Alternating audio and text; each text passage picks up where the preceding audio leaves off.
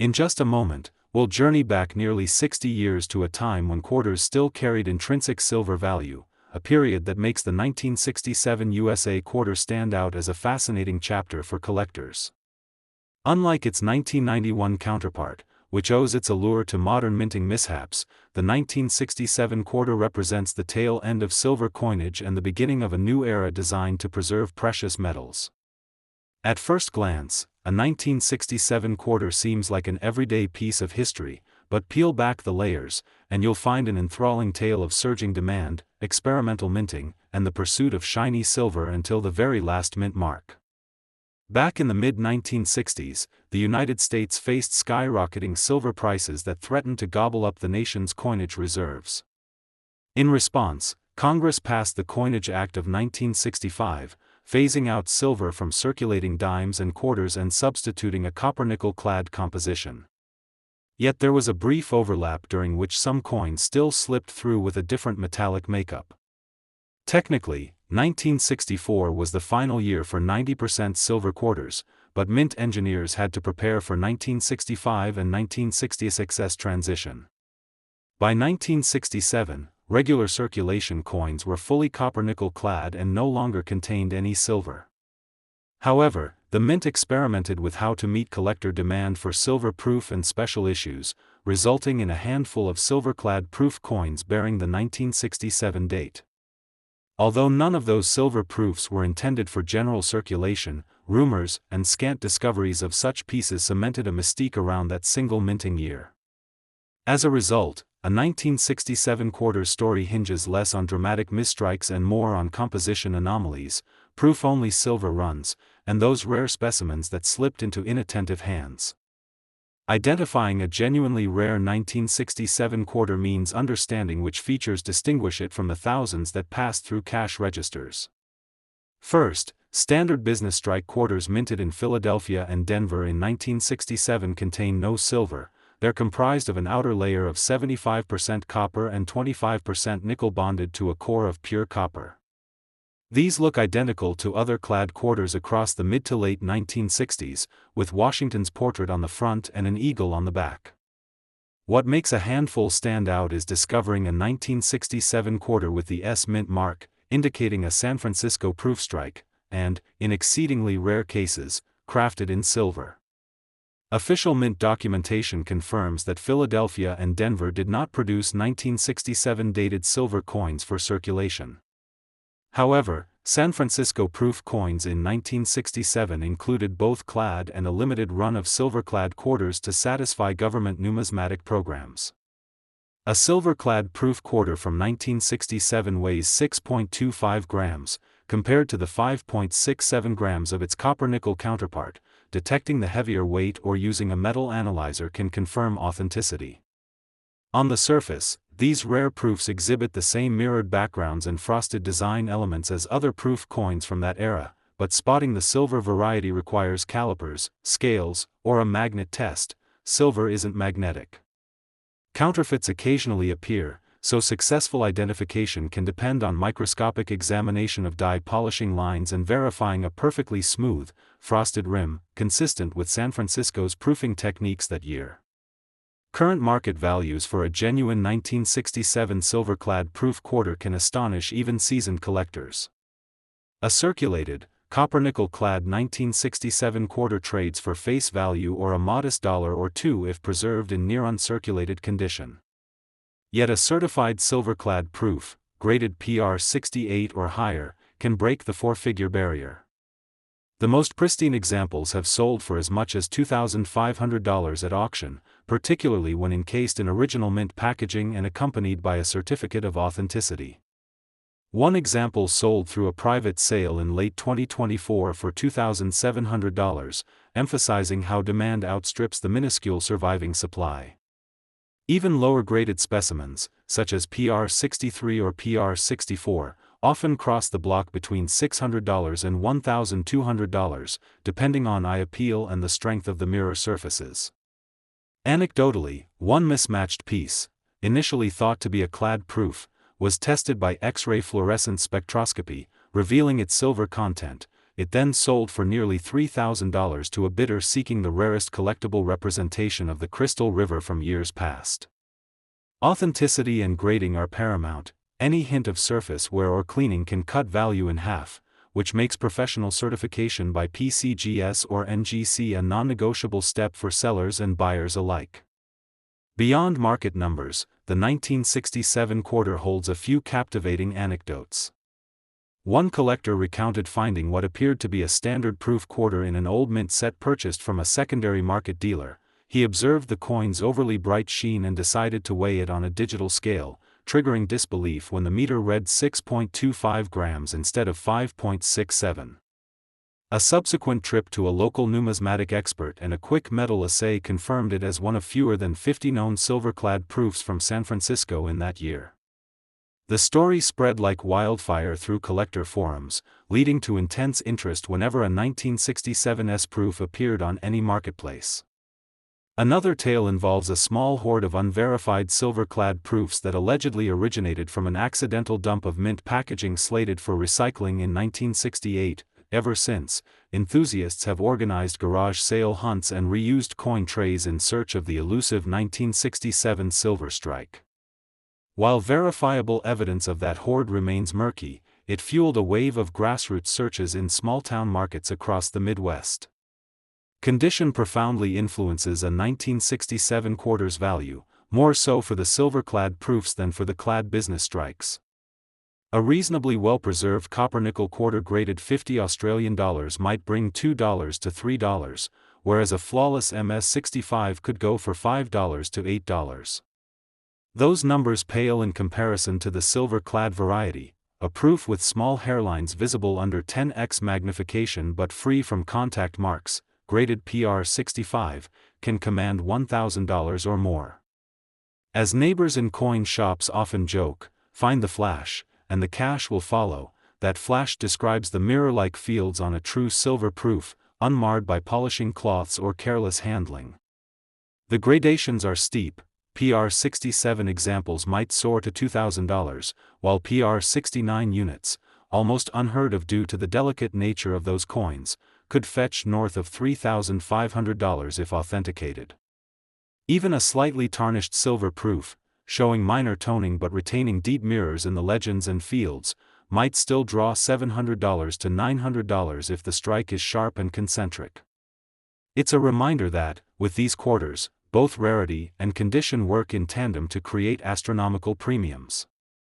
Before we wrap up this segment, let's recap why the 1967 USA quarter captivates seasoned collectors and those fortunate enough to stumble across a rare piece. On the surface, it's a brass-colored coin indistinguishable from other quarters of its time, but beneath the uniform look lies a story of silver's final gasp in everyday pocket change and the dramatic caprice of minting experiments in San Francisco. As we conclude, consider this: while modern quarters seem plentiful, every so often, one slips through the cracks and into a collector's hands, revealing a tangible link to an era when silver still coaxed coin designs off the minting press.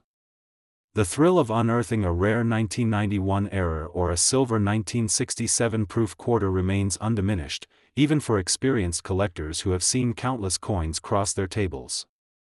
Hold on to that excitement, keep scanning each face of your change, and you might find more than small savings. You might discover a piece of history. Thanks for joining this exploration of two extraordinary quarters. Until next time, may your magnifiers stay crisp and your discoveries plentiful. A dusty change jar might not seem like a portal to riches, but a 1966 quarter tucked between last week's coffee change and a forgotten parking meter fee could turn that perception on its head. As you hold this piece, flat, cupronickel-clad, copper core, it's easy to overlook its journey from budget pocket change to a collector's treasure.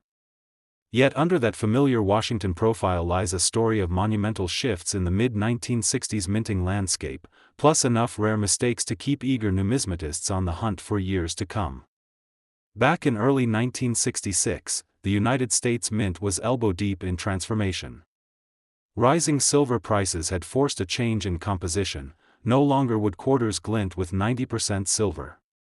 Instead, a bonded layer of 75% copper and 25% nickel wrapped around a pure copper interior.